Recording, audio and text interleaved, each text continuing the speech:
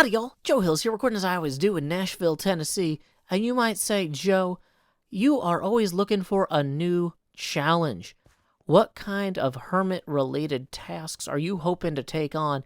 Some sort of challenge that you might embrace? Well, let me tell you, folks, I'm not here to put myself up on a pedestal. I'm here to be told by Iskall to put myself on a pedestal. That's right. By putting my player head on one of these pedestals, which apparently you're allowed to decorate. It looks like some of the hermits here didn't do too much decoration, but Pearl over there got a little bit blingy with that diamond. We've got Rendog with a pumpkin. We've got, a nice fancy lime green stained emerald or whatever over there under Impulse. But I was like, what's a very Joe Hills block to put on a pedestal? That's right, folks. It's lime green stained glass. So let's go ahead. We're going to set this down, and then we just need to put a player head there.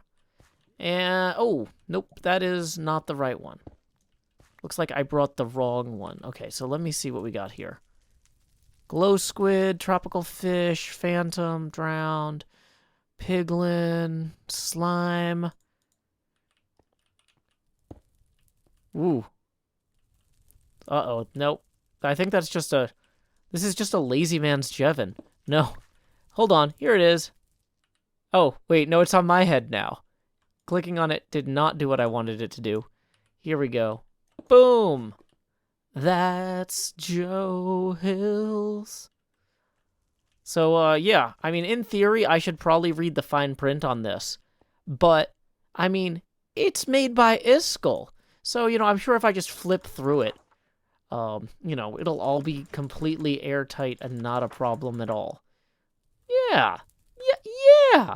Let's live dangerously for once. And hopefully not be challenged to anything. Oh no, I don't have my wings on. I eventually did put my wings on and decided to live dangerously. I did some resource mining for quartz in the nether so I could make plenty of observers. We also need to make some pistons too, but you know what I realized? I didn't have any cobblestone. Luckily, you know what's at the cobblestone layer? Cobblestone diamonds! I reached out to my good friend Good Times with Scar, and I said, Scar, is it too late for me to build a diamond pillar? I put the beginning of one out front of my house just in case. And Scar said, the more the better! Go for it! To which I replied, yay, thanks! But now, not only do we have a bonus pillar already started, thanks to our resource gathering, but we should have what we need to start working on a prototype flying machine. Let's go clear out some water by our mega base. Time skip! I have returned from helping Doc M77 start smoothing out the bottom of that perimeter, and in the process, I killed so many slimes. In fact, I have enough slime blocks now that I think what I want to do is start prototyping some flying machines that will sweep out the water inside of here. Now, I've never built a flying machine before in Minecraft, so I wanted to go back to first principles and kind of review things. I looked at the Minecraft wiki, and they didn't really seem to give anybody any credit for, inventing anything. As far as I can tell, according to a guy named Milky Way, back in 2014, he built this original sweeper called Modular Ocean Splitter Employing Slime Blocks, the MOSESB. And he credited somebody named Ground15, who I don't know who that is, but thank you, Ground15, for laying the Ground 15 work for what we're about to do here today. In order to actually make sure that this flying machine doesn't get, stuck on these walls, though, I think that what I need to do is just roll in here with a shovel and start clearing out this inner edge of the ocean. Now, you might say, Joe, why not just drop down here and use a torch? Right? You got torches. You know how they work. You just put it in there. Boom! You're rendiggity done. Well, yeah, on that corner. The second I come over here, though. Womp, womp, womp. Oh, and now I have two problems. Fantastic. Everyone loves having two problems. So, what we can do instead on these is just kind of stand here and hit the gravity blocks with the shovel instead of using the torch. Now, this is not as fast, but we will get a ton of sand back. Oh, wait, no, this is the future. We can use slabs for this now. Look at me. I'm like a modern sand-removing fella. Boom. Just gonna keep rolling down this way. Add in slabs and taking names. Not really taking names. We are getting a lot of sand back, though. I have cleared out about half of this, which is enough to get going. You can see on the map here which areas are flooded. It doesn't really show up much at the 3-to-1 scale, but on the 1-to-1 scale here, it's pretty obvious that we've done quite the number on this thing here. We need to clear out the inner wall on that side too, but that's not as urgent. I do need to retract this middle piece here. This midpoint marker is going to be hitting the sweep of the test sweepers. So why don't we go ahead, lay our heads down and dream, and get working again. Time skip. While we have plenty of work to do on the flying machine at our own future mega base, we can't forget that we were inspired by Doc M77 in the first place to pursue this project, which is why I was back over here helping Doc smooth out the bottom of this future industrial area. And wow, we got a lot done at HHH, and then I came back and did some work solo. Womp womp. Here's one of the things about being a professional.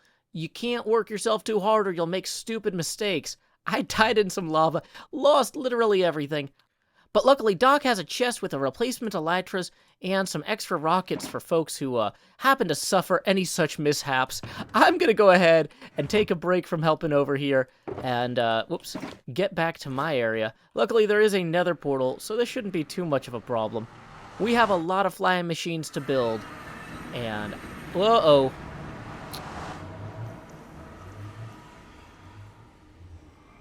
Okay, so maybe I'll try and glide back on the wings and hope they don't break on the way. With our elytra fully repaired, and you know what? I slicked back my hair just a bit to get ready to work with all these slime blocks. I don't want to get stuck on those. We've got this kind of obsidian pillar here. What I was figuring we would do is kind of create a slime block machine that flies and removes water. Right? That makes sense to me. Now, a lot of people, when they build these machines, they build them to work in conjunction with TNT duplicators. So they need to drop one layer at a time. We are not similarly constrained. And as such, instead of building a huge horizontal machine that drops one layer all the time, I want to experiment with building a vertical machine. Because it's such a dumb idea that nobody's really doing it. So, I get to kind of play with the designs that I saw on the Minecraft wiki and give them my own spin. One of the basic models for a flying machine on the Minecraft wiki is called the Flying Engine A. And it's really, really simple. Like, just one of the simplest possible things you could need. So we're going to actually use some extra slime blocks as scaffolding here. It's actually just a 2x2 with pistons and slime. And then we need to put observers. Boom, there we go. That sure is one observer facing up. That first block, that's part of the original design, but the extra 9, that's all me. Well, actually the extra 8. 2, 3, 4, 5, 6, 7, 8. Maybe it is not. I don't know, we'll see if the thing starts or not. Basically, each piston can move 12 blocks at a time. So if we did this right, then we can throw a button on here. Did we bring any buttons? Let's just grab some buttons. And we need to put that on the further back observer. Now this thing should just start sweeping across here and wiping out water. Now I'm hoping these blocks on the side in the trench aren't source blocks, any of them. Yep, because they're just getting taken care of pretty easily. Now, this isn't a perfect system, but in terms of systems we have, boy, it sure is one. Look at this. It's moving pretty quick, and, it'll get to the other end, and we can just kind of push it along again. We can slide this whole thing over and then have it reset in the other direction. Now, I didn't set up a formal docking station or anything, because, honestly, at this point, I just wanted to make sure that this worked in survival mode. Sometimes you go into creative and everything works fine, but then you don't realize that there's something different about that or something. So I'm just sitting here and observing, and it's looking good. I mean, that's almost the full depth of... Honestly, wow, we might actually hit land. Is it going to get caught on the sand down there? It's one block too high. Okay, wow.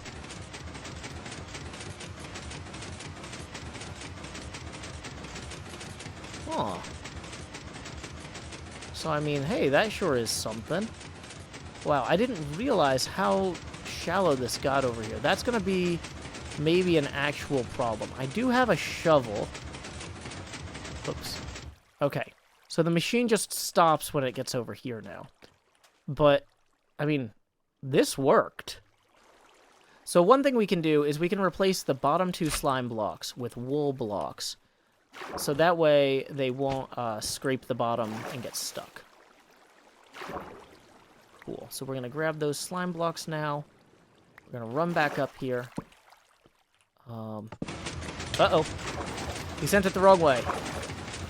Wrong way, people.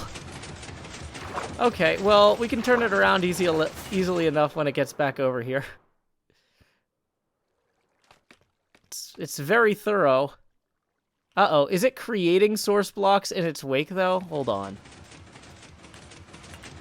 It's somehow creating source blocks behind it, going the other way. Or it's causing flow blocks, at least. Okay. Will this stop it? I don't actually know. Whoop, nope, it breaks scaffold.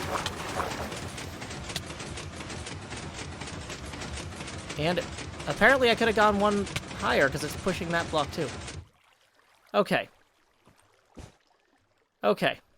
So, real quick, we're going to go ahead and remove that. I'm going to remove that. Okay, so just to make sure that it doesn't go back this way.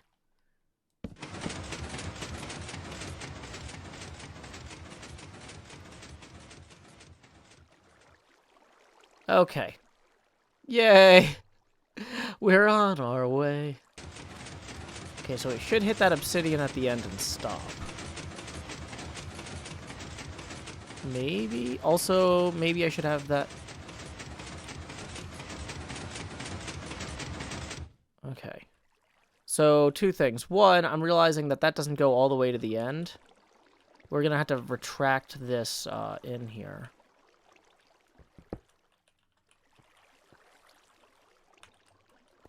I'm so glad that I started using this ender chest system for storage. This is actually way better than what I had been doing. Okay, so we are going to set this up like so.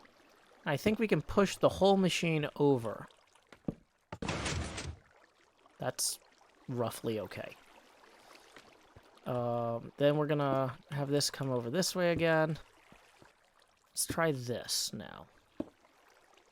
So then we're going to put another couple buttons on here. There's a reason people automate this stuff normally, who know what they're doing. But I get by okay. Okay, so we pushed it over 2 blocks. And I can't tell if that was a bad idea or not. We might have pushed it over too far.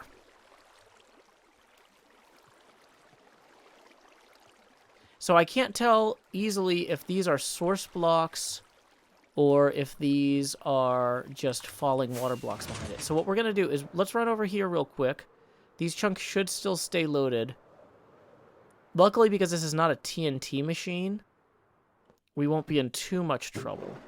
Let's get some soul sand here, and we can use the soul sand to determine if the blocks under the machine are bubbles or not, okay? So the soul sand is going to go up. And, okay, so that one's bubbles on that side. What about on the other side? They're partially source blocks, maybe? I'm not sure what the particles are doing there. Let's go ahead and fly back over here, though. And realize that we don't have our obsidian beam here extended farther. Maybe let's do that. Is the machine stuck again? Oh, let's see. Yeah, we might have some tall blocks there we need to wipe out. That's easy enough to clear. get stuff in the proper inventory slots.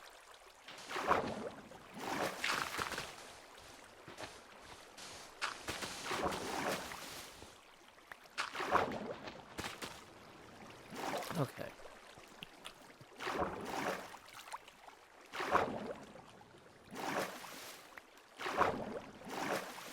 So here's what we're going to do this time. We're going to put an obsidian one back here, just to make sure we send it in the right direction. Hey, that seemed to work. Yeah, so the fact that these blocks here are not completely falling off worries me. Or are they? Maybe it's just a time delay thing? How come they're doing that after it stopped? But maybe the timing on the machine is different depending on which piston fired first? But okay, there's definitely some source blocks in there. What is going on with this? This is some weird water problems. Okay. I think we're going to slide it back one block and run it again. We're learning a lot. I'm not sure what we're learning, but we're observing a lot. We are witnessing a lot. Cursed Minecraft. Here we go. Obsidian block time skip. We are back on the ocean floor as I realize that as kelp grows, it creates source blocks that then expand the water back out. Like, see, this kelp over here just grew and then made us some new trouble. You know, honestly, this isn't the sort of thing that I really think would be fixed with TNT or any of those mechanisms. Like, realistically, there's no way to break the kelp at its root with a machine that I know of. Because, like, the machine would have to go up and down all these little hills and valleys here. And so, in the meantime, I've just chugged some potions from Cubfan's shop so that I can be just at the bottom of the sea where I'm happy. Yay, this is really relaxing, actually. Like, I never really liked lawn mowing as a kid. And I don't have to mow a lawn now because, you know, hashtag apartment life. But, you know, this is relaxing. I see why some people might find this enjoyable. How's it going, Joe? Hey, pretty good. I'm just working on my vertical flying machine. Nice. Yeah. Have you done much with flying machines? Some stuff, yeah. Yeah, everybody's like, horizontal water sweepers are the way to go. And I'm like, you know, there's a Kurt Vonnegut quote. When someone hands you lined paper, turn it sideways. And, you know, I feel like that's a very obnoxious viewpoint to have. But if you're going to learn to be obnoxious, you should learn from Kurt Vonnegut, you know? Yeah. Check this out. We started out in that corner there with one simple slime block water machine. Then we built another one in this corner here. And we've had them kind of trying to meet in the middle. Although I built the first one so much earlier, it's not quite meeting in the middle. But, you know, we've got a trough here of water. What's the inverse of a trough? We've got a waterfall of water here. And I did want to show real quick before we complete this project kind of how I've been moving these along. I would use alternating furnaces and pistons to kind of push these over like this. And then I just hit start, and then it just goes.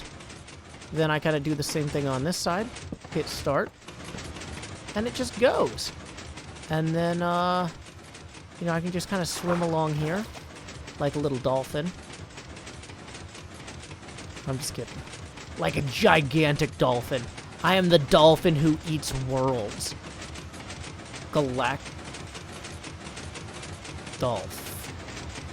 Dang it.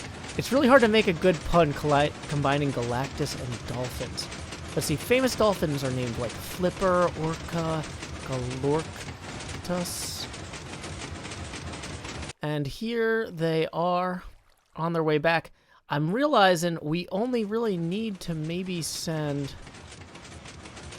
Well, actually, we might need to send them both over. Yeah, let's send them both over, but we do need... Oh, I didn't think this through. If we push them over, they're gonna bump into each other. Oh, wait, no, because of the way the diagonals are. Oh, this will actually be okay. Okay, yeah, I think. I think that this will be all right. Oh, wait, no, that one's going to hit that. Yeah, as soon as that pulls it forward... Wait. No, it'll be all right. I believe in me. Nah, I just saw it. It ran off with a piston. Come back. Oh, wait, no, that's okay, though. That's okay, because it looks like that was all flow blocks and no source blocks anyway. I think we did it. Shockingly, somehow this is actually working. What?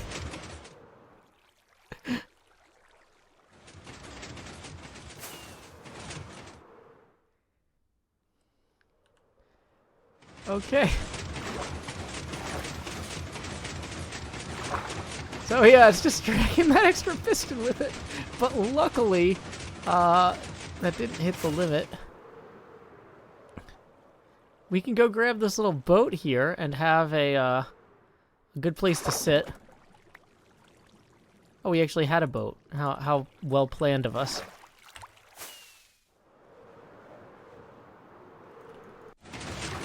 So, whoops. Uh-oh.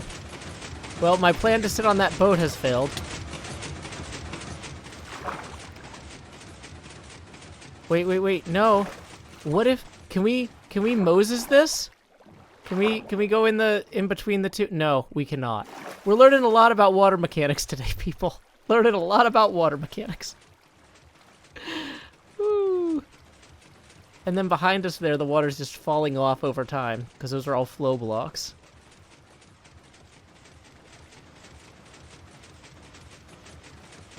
And then when we get to the end, it should just stop at the dock there when it hits the, It did. Good. And then the rest of this falls down. Now, are these the same elevation on both sides? Or I think there might have been one kelp block over there. Yep, there was like one kelp block over there that made it slightly higher elevation that way. But, I mean, this is all we technically needed. This is going to give us clearance to build the coin mech models that I wanted to put in behind the coin slots. And all of the rest of this water... completely irrelevant. We'll worry about that. That's a problem for another slime machine. Because right now, we have the space to put in the coin acceptance and rejection mechanisms. And that's one of the things I had coming up in the next month. So, woo! As much fun as I was having draining the ocean, I need to take a second and re-equip my gear. Our good friend, Good Times with Scar, sent me a message saying that he's got some gear, newly recovered armor from that mystical beyond dimension known as the End, somewhere near the top of the tree. We are racing against time here. The server will restart in only 3 minutes. A ladder! Let's check this ladder. Ooh. There's a cake and everything. And shulker boxes full of... Wow, that's a lot of elytras. What a treasury. Scar must be the richest hermit. I don't really know. I'm just going to give him half of my diamonds. I don't know what he was going to charge for this stuff. Scar says, no, it's a free gift. Uh-oh. He can hear us. Well, okay. Well, thank you, Scar. In that case, I really double extra appreciate you. I don't have a Silk Touch or a Fortune 3 pickaxe. We just have one Efficiency 2 pickaxe. So if there's a Silk Touch one in here, boom. Okay. I do have a shovel, so we're not taking one of those. I lost my sword, so let's take this one. Wow. And then for boots, these are some crazy good boots. I don't think we want to take Frostwalker, though, because that will, be a problem for, what do you call that? People's bubble combs. Feather Falling 4, though, that's always a good one to have. Fire Protection 4, Mending, and Unbreaking 3. Yes, please. Curse of Vanishing. Let's pass on those. Protection 4, Mending, Unbreaking 3. Yes, please. And finally, we need... Is there any sort of good scuba helmet? I saw a Respiration, Aqua Affinity. Boom. There we go.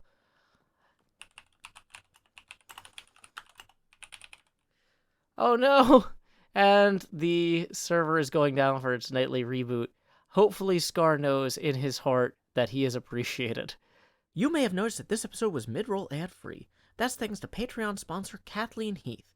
In lieu of that mid-roll ad, I will now read a haiku of my own devising. Slicing up the kelp, snatching its tops as we go, does not uproot it. Until next time, y'all, this is Joe Hills from Nashville, Tennessee. Keep adventuring.